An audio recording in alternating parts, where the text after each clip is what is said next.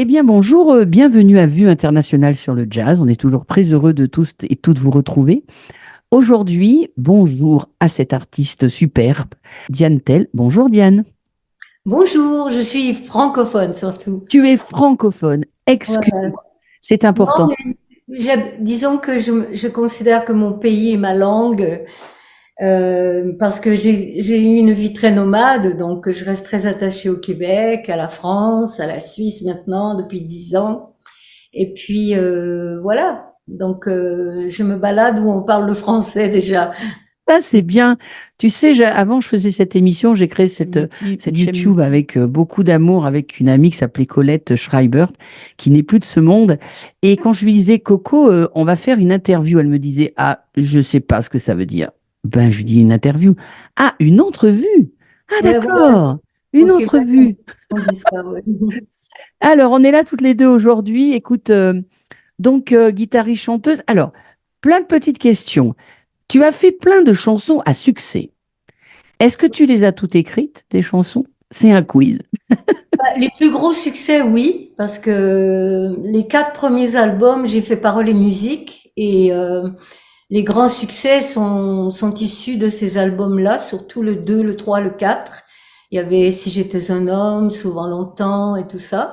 Après, lorsque je suis arrivée en France, là, j'ai pris plaisir à travailler avec des personnes. Donc, j'ai composé la musique sur des textes que j'ai choisis et des personnes que j'ai choisies, comme j'ai travaillé avec Boris Bergman, avec Françoise Hardy, euh, avec Maris Wolinski.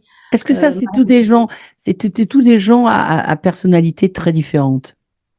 oui, puis surtout, c'est que j'allais pas trop vers les paroliers en fait. J'essayais de de connecter avec des auteurs. Donc, par exemple, Maryse Wolinski était surtout auteur de livres, donc elle écrivait aussi dans les journaux et tout ça. Mais je pense qu'avant moi, elle avait jamais fait de chanson, Mhm. et pas beaucoup après, ou pas du tout. Françoise Hardy, l'air de rien, bon, elle écrivait pour elle-même, mais je pense avoir été, sinon la première, une des toutes premières à avoir écrit, composé de la musique sur ses textes. Après, il y a eu d'autres personnes, notamment Faire à nouveau connaissance a été quand même un assez gros succès. On a Tout à gagné fait. l'histoire de la musique pour cet album grâce à cette chanson. Et je me souviens qu'il y avait Julien Clerc dans la salle. À l'époque, les victoires de la musique, ça se passait, je sais plus si c'était les Folies Bergères ou le Moulin Rouge, mais en tout cas une salle un peu comme ça. C'était Renaud qui était l'animateur, donc on est loin de la version Ah, d'aujourd'hui. mais oui! Et puis il y avait Jean-Claude Petit qui faisait le house band. Et donc on avait gagné la victoire de la musique pour cet album. Et je me souviens très bien d'avoir remarqué que Julien Clerc avait chopé Françoise dans la soirée. Et puis il a très peu de temps après sorti la chanson Fais-moi une place. Après, j'ai aussi travaillé avec des gens qui font pas du tout de musique, comme Laurent Ruquier, Alors, euh, c'est-à-dire avec Laurent Ruquier. Alors tu as fait quoi avec Laurent Ruquier? Oui, une chanson. chanson. Voilà, une chanson. Il partait à New York en vacances en vacances. Il est jamais vraiment en vacances, il travaille tout le temps. Mais il était parti pour un week-end à New York et il me dit, qu'est-ce que je te ramène de New York? Je dis, ramène-moi une chanson. Mais il me dit quoi? Ben, j'écris pas de chanson. Ben, j'ai dit, oui, tu fais des parodies, tu fais des sketchs, des tas de trucs. Et il est Exact, revenu, il m'a exact. donné le texte de Boule de moi, qui est un très joli texte. Et une chanson d'ailleurs que je reprends presque dans tous mes spectacles. Donc, en fait, tous ces gens-là, c'est tous des gens aussi à fleur de peau, romantiques, ont plein de choses à dire. C'est difficile pour eux de sortir un peu leur moi, quoi, leur jeu. Non, je pense pas. Je pense que c'est l'opportunité qui fait qu'ils le font. Et bon, après, par exemple, sur mon dernier album Haïku, j'ai travaillé avec Slobodan Despot, qui est un auteur quand même qui est à la collection blanche de Gallimard. Donc, c'est un grand auteur de livres. Pareil, dans une soirée, je lui dis, dis donc, t'as pas envie de faire des chansons? Il dit, bah Ah, oui, pourquoi pas. Et puis, il m'a envoyé des textes, dont une lettre euh, qui euh, qui m'a beaucoup plu. Enfin, j'ai fait 3 chansons avec lui. Et puis bon, bah, le prochain album, ce sont des musiques composées sur des textes de la littérature française. Donc j'aime bien aussi composer sur des textes où j'ai fait moins le contraire, donc parce que j'ai pratiquement toujours composé toutes mes chansons, hein. Donc, c'est en fait les personnalités qui t'attirent. Tout d'un coup, hop, tu fais une demande. Ouais, c'est moi qui fais les demandes. J'ai très rarement. Ben, Tu es Marie une Solar, femme demandeuse, très bien. ouais, je demande quand j'aime en fait. Et en général, les personnes avec qui je travaille sont des gens dont j'aime le travail. Ça facilite les choses parce que par exemple, si tu engages un photographe, tu aimes ses images, donc quand il te photographie, tu passes pas ton heure à lui dire ce qu'on va faire et comment faire et ce qu'il faut faire. Donc, je Dis-moi, travaille avec des gens que j'aime et puis comme ça, je les laisse faire, voilà. tu es une productrice, j'ai vu, indépendant depuis longtemps. J'ai vu toute ton histoire de rachat de droits, de produire les choses que tu fais. Et est-ce que quand tu vas enregistrer un album, tu as déjà pensé au visuel, parce que tu fais de la photo, comment tu penses, tu allies tout ça, le graphisme, bah, parce que c'est autre chose, quoi, là, hein, c'est les Ça, couleurs. en général, ça se passe pendant, donc c'est pas toujours par ça qu'on commence, mais ça peut. La création d'un album, c'est vraiment des tas de choses qui se passent pendant des fois plusieurs années. Donc là, par exemple, pour le prochain, j'ai renvoyé les morceaux à celui qui a fait les illustrations du dernier, parce qu'on a adoré ce qu'il a fait, donc je lui ai envoyé. Donc là, il se trouve qu'il est en train de dessiner sur les maquettes. Mais c'est quand même assez rare. En général, ça vient après. Donc, lorsqu'on a décidé un peu de qu'est-ce que va être le titre de l'album, surtout, donc le dernier album s'appelait Haïku, et cet artiste, Koldubika Jorlegui, qui est un basque, j'étais allée chez lui, j'avais découvert j'avais travaillé avec lui sur d'autres projets, mais enfin on se connaissait un peu et puis et je l'ai contacté parce que son univers est très haïku, donc très minimaliste. Puis il adore l'art japonais. Quand tu vas dans parce que lui il vit pas loin de Pamplune, D'accord. côté basque sud. Et quand tu te promènes dans son lieu, là, il y a des œuvres d'art qui sont dans la forêt, dans sa forêt. C'est un sculpteur au départ. Bon, c'est bien. Voilà. Dis-moi, qu'est-ce que tu as comme rapport avec les standards de jazz? Bah, le premier rapport, c'est que je les ai étudiés lorsque j'ai étudié la musique. Donc, ça faisait partie du répertoire Au début, j'ai commencé en musique classique, donc j'ai fait de la musique classique Oui, pendant j'ai vu à la guitare, oui. au conservatoire. Et après, lorsque alors c'est une anecdote sympa. Lorsque je suis rentrée au Québec, on appelle ça bon, c'est une école supérieure de musique, ça s'appelle le Cégep. Oui, c'est Jep, oui. Le Cégep, c'est une école en fait où il n'y a pas que la musique, il y a aussi tous les autres métiers. C'est comme un college américain. C'est entre l'université et puis la terminale, quoi. En C'est gros, ça, c'est ça. Mm. entre les deux. Alors tu rentres là, tu peux faire des études générales et puis terminer là, ou c'est un cours qui peut être aussi préparatoire à l'université. Donc je suis allée pour l'audition puisque je me suis inscrite. Et puis lorsque est venu le temps d'aller me présenter au professeur, il y avait deux petites salles avec deux petites portes et puis une longue file d'attente devant une porte, puis pas du tout devant l'autre. Alors je me suis dit, bah moi j'étais convoquée à celle où il n'y avait pas de file d'attente. Alors j'ai dit bon, je vais me mettre dans l'autre file Ben et oui. on verra bien ce qui se passe. Et dans cette file, il y avait des guitaristes, ils avaient des guitares électriques, donc j'ai compris que c'était un cours plutôt de jazz. Et c'était tous des Mhm. beaux jeunes hommes en plus, donc ça m'intéressait de Pas mal. part. Donc je rentre, évidemment j'étais au bout de la file, et puis le professeur qui s'appelle Sam Balderman, qui avait une gueule un peu à la Michel Simon, était très Ouais, ouais, typé, je vois, ouais. fumait à l'époque dans les écoles, donc il avait sa pipe et tout, il Ah était oui, très ouais, ça fumait dans sympa. les écoles. Ah oui, Et oui. il me dit, vous n'êtes pas au bon endroit, votre professeur est en face, c'est professeur de guitare classique. Oh, j'ai dit, ouais, mais j'ai envie de travailler avec vous. Et puis, bah, il me dit, jouez-moi quelque chose. Donc, je lui ai joué du Aranjuez.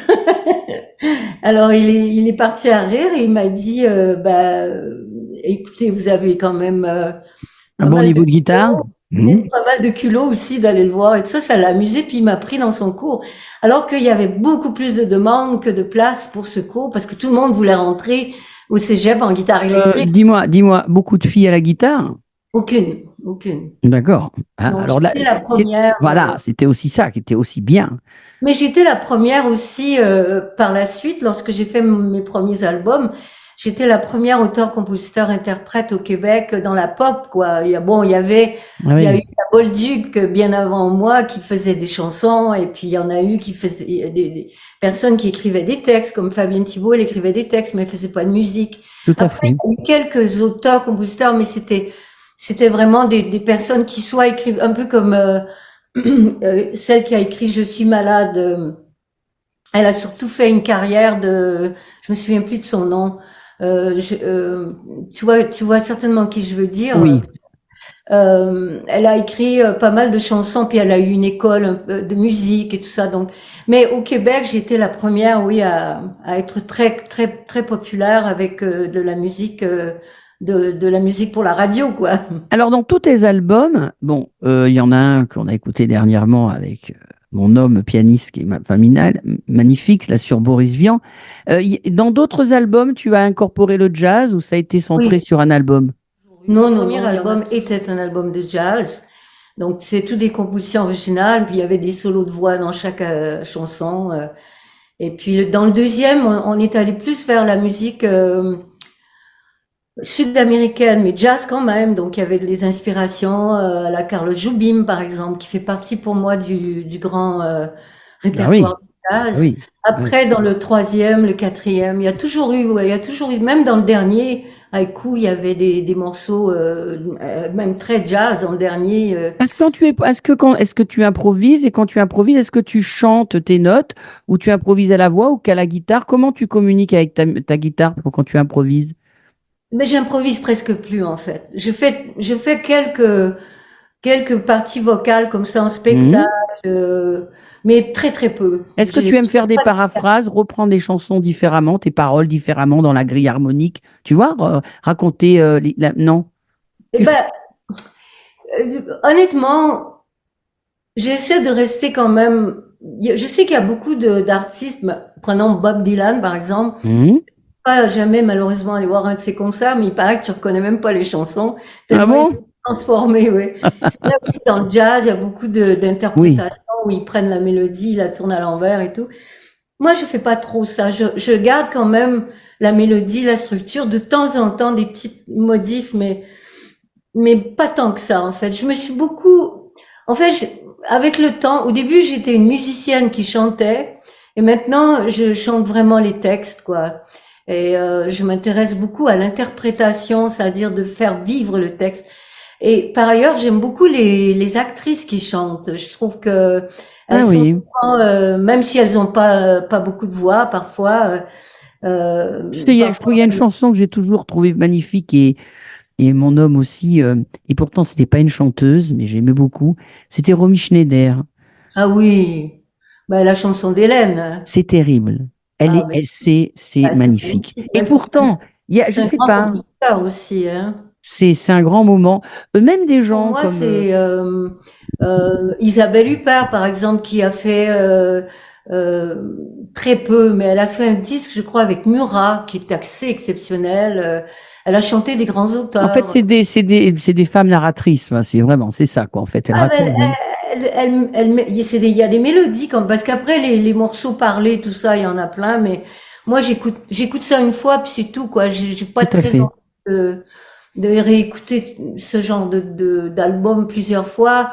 Paraît que les films, bon, il y a des films que je revois, mais en général, un film, bon, tu l'as vu, quoi. Un livre, tu l'as lu, mais on sait très bien que lire un livre, à 12 ans, 15 ans, 20 ans, c'est pas pareil que de le lire à 40 ans. Donc, on peut aussi relire et revoir et réentendre. Mais disons que la musique, c'est quelque chose qui est particulièrement fait pour être écouté en boucle. Ou très souvent, par exemple, aujourd'hui, les gens se font des playlists avec des chansons qu'ils connaissent depuis qu'ils sont tout petits. Et bon, les standards de jazz, c'est typique, quoi. Je veux C'est dire, vrai, c'est vrai, c'est vrai. on réentend, on réécoute. Et combien il y a de versions de My One and Only Love? Peut-être des centaines, quoi. Donc, Magnifique. c'est Dis-moi, vraiment. parle-moi un petit peu de ta collaboration avec Laurent de Wild. Alors, bah, c'était tout ça. Moi, quand j'ai travaillé avec Jérôme Savary, on a fait 2 comédies musicales ensemble. La première, c'était avec Berger Plamondon, donc La Légende de Jimmy. Et puis l'année suivante, on a fait Marilyn Montreuil. Et là, j'avais composé la musique et lui avait écrit le livret parce que là, il y avait aussi des parties qui étaient parlées, tout ça. Et à ce moment, il voulait avoir un orgue de barbarie dans le spectacle et il fallait qu'on fasse faire des cartons et tout ça avec des musiques originales. Et à ce moment-là, j'ai rencontré Alain Vian, le frère de Boris, qui était toujours en vie et qui avait Ouais. une petite boutique à Saint-Germain où il vendait justement des instruments comme ça, mais usagés, quoi, des orgues de barbarie, des accordéons. Il vendait toutes sortes c'était un bazar pas possible. Et puis j'ai passé une journée avec lui et lui m'a recommandé de faire un instrument neuf. Parce que comme on a fait quand même 180 représentations avec des voyages et tout, donc il dit si tu pars avec un truc bricolé là, ça va pas le faire. Et il m'a recommandé de faire un orgue, ce qu'on a fait avec Michel Ouais, Houdin. Donc c'était un facteur du sud de la France. Il a fait l'orgue de Barbarie tout c'est neuf, super, c'est magnifique. On a super. fait des cartons. Et avec lui, avec Alain, on a discuté de Boris Vian, évidemment. Et il m'a raconté que Boris avait écrit des adaptations de grands standards de jazz, bon, en parlant comme ça. Puis un jour, je suis tombée sur un bouquin, donc les 500 chansons de Boris Vian. J'ai dit, 500, mais attends, moi j'en connais 12, quoi. Je veux dire, On bon, est d'accord, je suis pas loin de toi, oui. j'exagère, mais tu sais, c'est Fais-moi mal Johnny, puis on n'est pas là pour se faire engueuler, puis il a fait des chansons marrantes, puis des chansons un peu plus sérieuses, mais enfin bon, 500, non, je connaissais pas, mais en fait, il y avait beaucoup dans ce livre de textes qui n'avaient jamais été mis en musique. Donc là, tu as lu les textes, tu ne connaissais pas la musique. Tu as Ben d'abord non, mais c'était partie écrit du en texte. dessous. C'était écrit en dessous. Par exemple, Toi qui as pris mon cœur, c'était My One and Only Love. Donc, il y avait le texte, puis c'était marqué en dessous My One and Only Love by Duke Ellington et machin. Super. Alors moi, évidemment, je connaissais tous les thèmes parce que je les avais étudiés à l'école. Donc, il y en avait au-dessus d'une cinquantaine. Donc, j'en ai choisi une douzaine. Je suis allée voir Laurent de Wild et je lui ai dit, voilà, je veux que tu me fasses des pianos. On a choisi les tonalités de ces grands standards de jazz. Moi, j'ai ramené tout ça à la maison, donc une douzaine de pianos sans voix. Et là, j'ai commencé à chanter dessus, à m'habituer un peu à les faire en français. Et puis, j'ai fait faire des copies par un copiste de toutes les musiques et je les ai toutes appris à la guitare. Et 2 ans après, je suis revenue le voir et je lui dis, ben voilà, je suis prête. Et là, on a refait les morceaux, mais avec ma voix. Et puis là, ben, il est tombé par terre. Quand il m'a entendu les chanter guitare-voix, là, Ah, elles ah. étaient devenues vraiment miennes. J'ai travaillé pendant 2 ans là-dessus. Ah oui, quand même, Donc hein. là, on a fait l'album avec son quartet, et puis voilà, quoi. Super.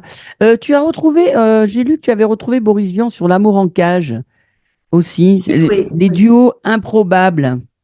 Oui, alors ça, c'était une demande. Les duos improbables, c'est Desrochers, une dame formidable, Clémence Desrochers au Québec, qui est une très grande poète, comédienne, écrivain, artiste, etc. Et puis elle a une association, donc et elle fait donc ces duos improbables pour financer cette association. Donc là, c'était une demande de la part des producteurs. Ils m'ont demandé de chanter 7 chansons avec Dumas. Donc j'ai dit bah oui, évidemment, parce que la chanson est tellement belle. Je la connaissais pas. C'était Juliette Gréco, je crois, qui avait chanté ça au départ. Ah oui, des super nanas, hein, ça c'est sûr, hein. Alors dis-moi, ok, donc toutes ces formations, c'est comédie musicale, beaucoup de monde. Pendant ce temps, il y a longtemps, tu as passé un brevet de pilote. Ensuite, tu aimes la photo. Enfin bref, tu es toujours par monts et par vaux, comme tu m'as dit. Euh, comment dire, tu vis toujours comme ça, 100 à l'heure, parce que on pense aux chansons, on apprend des choses, on met des années pour le faire, on fait des rencontres, parce que je sais que tu t'autoproduis, que aussi tu fais tes vidéoclips, que tu aimes l'intelligence artificielle, enfin, tu es comme moi, et plein de choses qui te passionnent. Est-ce que maintenant, on est toutes les deux à la soixantaine, là, est-ce que tu te dis, je vais aller plutôt vers cette voie ou vers cette voie, ou tu continues à faire tout ce qui se passe sur ton chemin avec tes envies, ou tu dis, oh, je vais peut-être sélectionner, ou comment ça passe dans ta Non, non, tête? non, non, c'est tout est mélangé en fait. Évidemment, lorsque tu fais un album, bah, tu t'intéresses à plein de choses autour du sujet. Je fais, c'est vrai, beaucoup de photos, beaucoup de vidéos encore. Donc, je m'intéresse aussi aux nouvelles technologies, forcément, parce que quand tu fais de la photo aujourd'hui, faut que tu réapprennes. Moi, j'ai commencé avec l'argentique, donc j'en fais toujours de Ah oui, l'argentique. d'accord. Je me suis intéressée aux appareils électroniques. C'est pareil en musique. Maintenant, je compose aussi avec des claviers. Je veux dire, je m'intéresse à l'évolution des choses. Puis c'est pareil aussi pour l'exploitation de mon catalogue. Donc aujourd'hui, j'ai signé avec une maison de distribution qui est spécialisée dans la distribution numérique. Après, on fait aussi des vinyles, mais c'est plus anecdotique. On les distribue de manière plus anecdotique. Pour toi, depuis que tu chantes et puis jusqu'à maintenant, il a été où le grand pas de fait? Qu'est-ce que pour toi, dans la carrière musicale, dans la musique, il y a eu un grand pas, une grande avancée? Où est-ce que tu as senti qu'à un moment, on allait passer vraiment à autre Dans chose? l'industrie, dans Ouais, l'industrie. ouais, dans l'industrie. Bah, il y a eu, pour moi, la grande révolution, ça a été quand on a digitalisé les choses, quoi. Parce qu'avant, on était en analogique, donc Et on faisait. pourtant, les enregistrements en studio en analogique, il y a quand même un son magnifique. Ouais, mais aujourd'hui, oui, mais aujourd'hui, on arrive à faire pareil, quoi. Je veux dire, c'est moi, j'ai attendu longtemps avant d'enregistrer. Le premier album que j'ai fait numérique, c'était Boris Vian, bizarrement. Mais ça commençait déjà à être au point. C'était en 2010. Après, bon, dans les années 90, on avait déjà du numérique, c'est-à-dire que on avait les bandes. Donc on enregistrait, par exemple moi en 2005 Populine, j'ai enregistré avec des bandes, mais on avait à côté des ADAT. Je sais pas si tu te souviens de la technologie, mais on s'en servait beaucoup pour les instruments digitaux, puis les voix aussi, parce que une bande, il y a quand même un nombre limité de pistes. Puis Ah aujourd'hui, ben ben, ça, quand c'est on sûr. fait une voix, si tu regardes les nouvelles manières d'enregistrer des voix, eh ben on enregistre plusieurs, peut-être, je sais pas, on peut enregistrer 15, 20, 30 voix. Et puis après, on va faire du camping, on va aller chercher les meilleurs passages, etc. Donc, mais ça, tu peux pas faire ça en analogique. Mes premiers albums avec Si j'étais un homme et compagnie, il y avait des cuivres, il y avait des cordes, il y avait des chœurs, il y avait une section rythmique et le tout, on était sur je me, c'était le début du 16 pistes. Je pense que le premier, on devait être en 8 pistes. Ouais. Après, on est passé en 16 pistes, mais ça veut dire on est obligé de mixer la batterie sur deux pistes pour trouver de la place pour faire les cordes. Après, on les mixe sur deux pistes, on trouve de la place.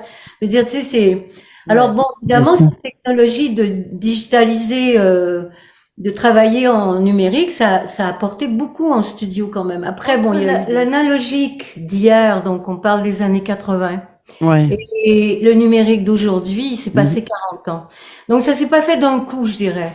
Ça s'est fait graduellement. Alors au début, on avait le numérique en studio, mais on continuait de faire des disques gravés. Moi, mes 7 premiers albums sont des vinyles, hein. Après, il y a eu le CD, mais là, c'était une version numérique de quelque chose qui était analogique, tu vois. Donc petit à petit, et aujourd'hui, on est dans un monde où le gros changement, ça a été de rendre disponible au public tout le catalogue de tout ce qui a été enregistré depuis le début des temps sur les plateformes. Ouais, c'est ça, c'est Aujourd'hui, on ça. ne télécharge plus. J'entends encore des gens parler de téléchargement, mais ça n'existe plus. On a en fait accès À Le tout. catalogue, il est là. Et puis, en s'abonnant à des plateformes, on a accès à cette musique. Est-ce que tu penses que c'est bien, par exemple, quand un album sort, on peut aller sur YouTube et puis on voit l'album et puis certains peuvent les télécharger. Enfin, tu vois ce que je veux dire par rapport je veux dire, à tout ce qui est vendu, les titres qui sont vendus pour la rétribution des artistes, où maintenant ça devient vraiment dérisoire. Bah, je pense qu'on en a déjà parlé, mais je vais essayer d'aller vite sans rentrer trop dans les détails techniques. Mais bon, YouTube, c'est la plus grande plateforme au monde. Donc c'est la plateforme qui est utilisée par la plupart des gens dans la plupart des pays de la planète. Donc on peut pas aller sans parce que c'est comme ça. Par contre, je pense pas que le son soit le meilleur son. On peut avoir un meilleur son sur d'autres plateformes comme Qobuz ou Tidal. Donc il y a des plateformes qui sont plus spécialisées dans le son. Donc moi par exemple ici j'ai un genre de tuner c'est comme une radio à l'époque, tu sais, on appelait ça des tuners en anglais. Et on est connecté avec les plateformes et puis la musique arrive en format bien supérieur au format des CD. Donc la musique existe une musique de grande qualité. On est très loin du MP3, quoi. Hein. Ah oui, le Il MP3, oui. existe toujours le MP3, mais il y a Maintenant, toujours ça devient un peu léger, des hein. compressions. Il y a sur Spotify ou même Apple Music, les musiques sont compressées. Ça sonne bien, mais le mieux c'est quand même pour parler d'une boîte française, donc de Cobos, qui est la boîte où on a le meilleur son Oui, oui, actuellement je sais, hein. en France. Donc alors moi je suis pas d'accord avec ce que disent les gens parce que les gens disons ont tendance à généraliser les choses. On ne peut pas dire que la distribution en ligne n'est pas payante pour les artistes, elle l'est pour certains artistes, mais pas tous les artistes. Ça, c'est sûr. Mais pour certains artistes, si on prend par exemple Nina Simone, aujourd'hui, elle a sur Spotify, je crois, euh, plusieurs millions d'auditeurs par mois. Donc, si on fait les calculs, parce qu'on est habitué un peu, on fait des références avec nos propres royalties. Donc, elle doit générer plusieurs dizaines, voire des centaines de milliers de dollars par mois de revenus. Nina Simone qui est décédée dans la misère, avec des dettes jusqu'au plafond, et voilà. Alors qu'on était à l'époque analogique, par Non, ailleurs. mais c'est dingue. Non, mais c'est vrai, je veux Ouais, dire. d'accord. Donc, qui est aujourd'hui l'ayant droit ou les ayants droit qui touchent cet argent? Mm, Alors là, c'est une autre question. tout à fait. Mais il faut vraiment regarder les choses correctement, juste. Et les sociétés, les plateformes payent pour distribuer cette musique, pour en tout cas la rendre accessible plutôt. Ils payent pour ça. Maintenant, qui touche l'argent, c'est là où le bas blesse en fait. Maintenant, ça c'est pour ceux qui sont écoutés, parce que Nina Simone fait partie des gens du grand répertoire. Et Donc du grand public, oui, du grand public, tout non, public. mais c'est même niveau que les Rolling Stones, les Ouais, Queen, oui. machin. Oui, Bon, toutes ces musiques, des grands classiques, quel que soit le type de musique, que ce soit la musique classique, que ce soit le jazz, que ce soit la pop ou le hard rock ou tout ce que tu veux. Bon, les gens qui sont très écoutés, il y a de l'argent qui tombe. Maintenant, dans quel panier? Tout dépend de ta situation, de tes contrats, de ce que tu as signé. tout à Alors, fait. si tu es indépendant et que tu as tous tes droits, ben, ça tombe dans ton panier. Maintenant, si tu as signé avec des multinationales et que tu as signé avec plein de gens et Il y a des que, gros partages, oui. ouais, là, il reste plus grand-chose, évidemment, à l'artiste. Donc, il faut pas tout mélanger. Et en plus, il y a les droits d'auteur, il y a les droits voisins, il y a les droits, les royalties. Il y a beaucoup de droits, en fait, différents. Et ces droits, ben, ils appartiennent à des gens. Et puis ces gens-là, ben, c'est pas toujours l'artiste quoi qui les a, parce que les C'est ça. artistes ici signent pas toujours les bonnes affaires. Bon, ceci dit, aujourd'hui, il y a tellement de gens qui enregistrent et qui distribuent en ligne qu'il y a plein de choses qui sont pas écoutées du tout, ou très peu. Donc là, ces gens-là, c'est vrai, ils gagnent pas leur vie avec ça. Ça, je suis d'accord. Maintenant, pour ceux qui ont une vraie carrière et qui travaillent et qui ont un fanbase et des gens qui ont une carrière, quoi, qui font Oui, tout à fait, ouais, je comprends. bon, ben, ces gens-là, il y a plusieurs avantages au numérique. Le premier avantage, c'est que ton catalogue est disponible. Aujourd'hui, moi, si j'étais dans le monde de l'analogique comme avant, lesquels de mes disques se trouveraient à la Fnac? Peut-être aucun, peut-être une vieille compilation qui traîne dans le rayon T.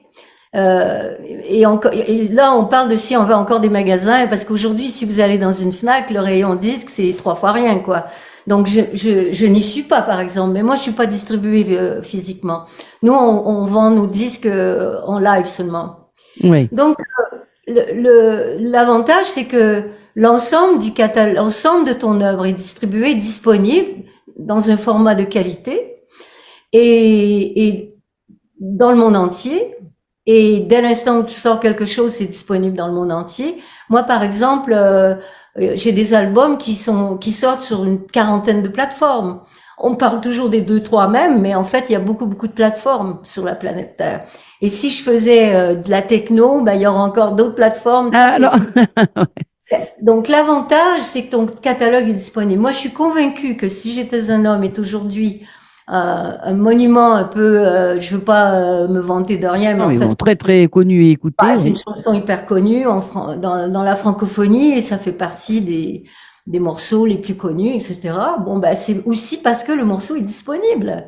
S'il était sur une compilation dans 3 Fnac, je suis pas sûre que les jeunes continueraient de la faire à The Voice, à Star Academy, à toutes ces émissions.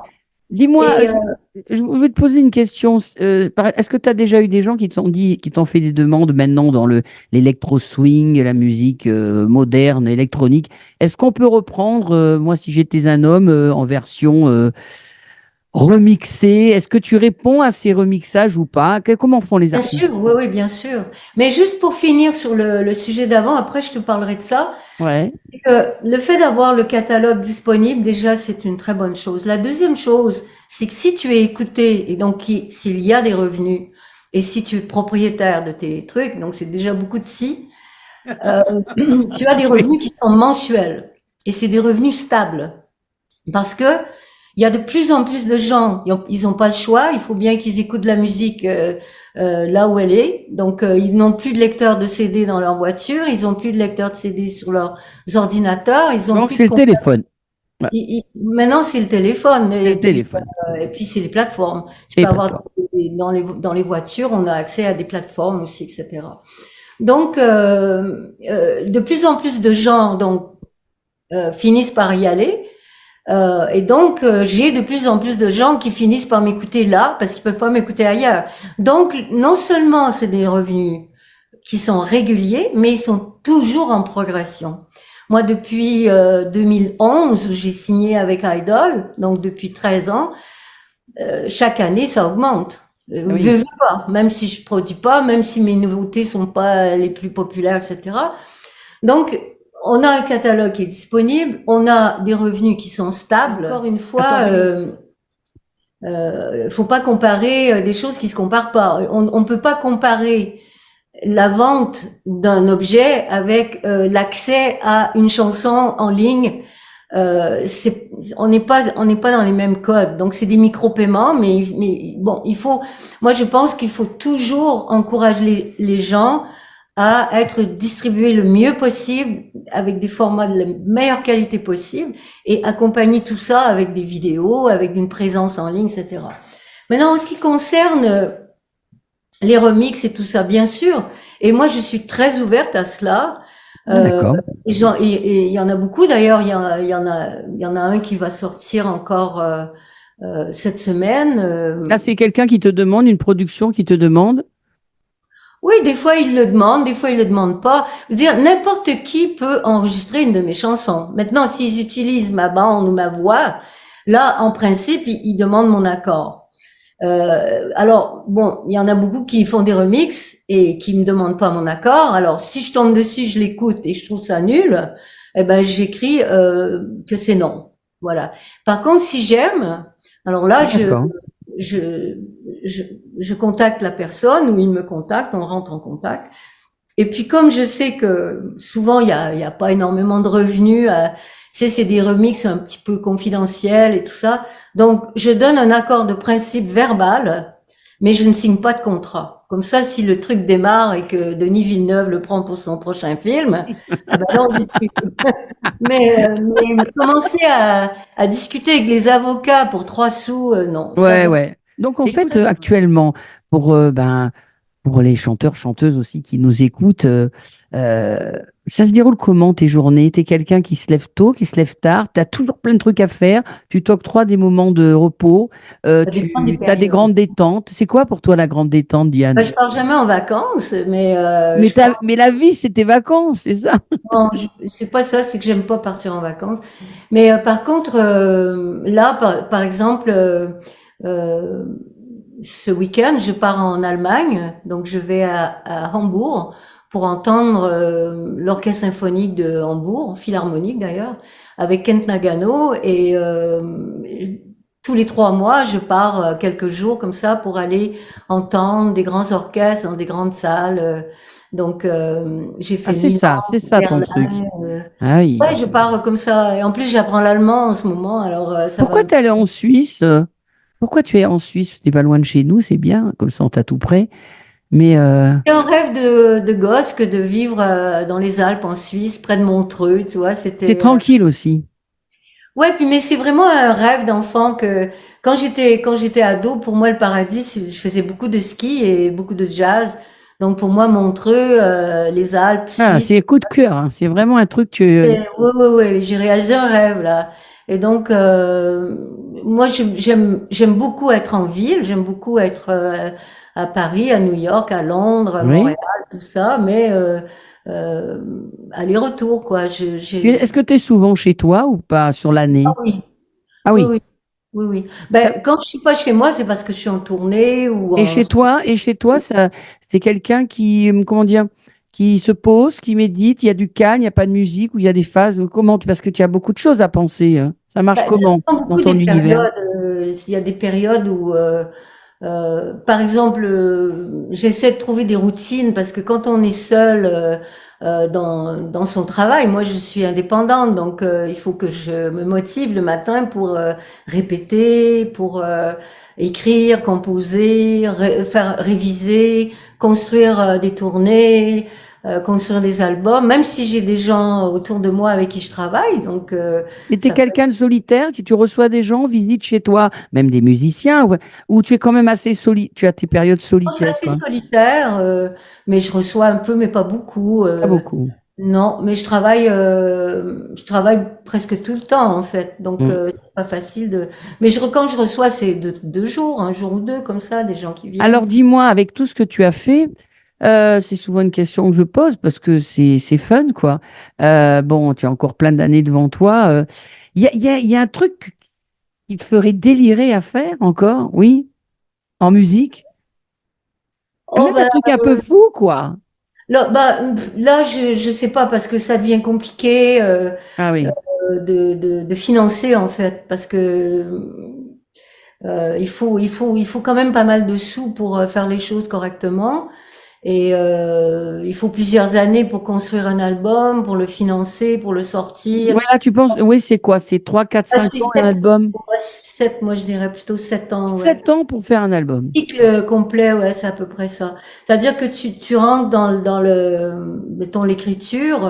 Là, par exemple, le prochain, j'ai commencé à l'écrire en janvier 2020, donc on est déjà en 24, et il n'est pas encore enregistré totalement. Il est complètement pré-enregistré, mais les enregistrements des cordes, des cuivres, de tout ce qui est finalisé, tout ça, je suis pas sûre avant 25. Donc, mettons qu'il sort en 25, donc on aura déjà 5 ans dans les pattes. Et puis après, on va aller en tournée, on va le défendre, donc il y aura un autre 2 ans qui va se rajouter. Donc, c'est facile Ah 7 oui, ans. ah oui. Ben, C'est une belle Haïku, période de par vie, hein. exemple, Haïku, j'ai commencé à l'écrire en 2016. Et puis, bon, il y a eu la pandémie, hein, c'est sûr, mais on a fini de tourner en 2022. Ah oui, 2023, on a effectivement. fait encore quelques concerts. Ben, on enlève les 2 ans de la pandémie. Donc 23, 2016, ça fait, ouais, c'est ça, 7 ans. Alors, dis-moi, grande chanteuse, chanteur de jazz, alors en voix et en musicien, il y a vraiment des mentors pour toi? Enfin, quelque chose qui... Bah, en fait, moi j'aime beaucoup écouter des musiques nouvelles. Donc D'accord, tu es curieuse aussi. ouais, c'est-à-dire que 99% du temps, je fais des recherches pour écouter des nouveaux artistes, des nouvelles musiques, des choses qui me surprennent un peu. Mais c'est sûr que Helen Merrill, Anita Hélène O'Day, Merrill. Ah oui, ouais, j'adore. Anita O'Day, d'accord. et les grands chanteurs de jazz, c'est sûr. Mais disons que ma vie d'artiste, c'est pas que chanter du jazz, c'est pas que chanter.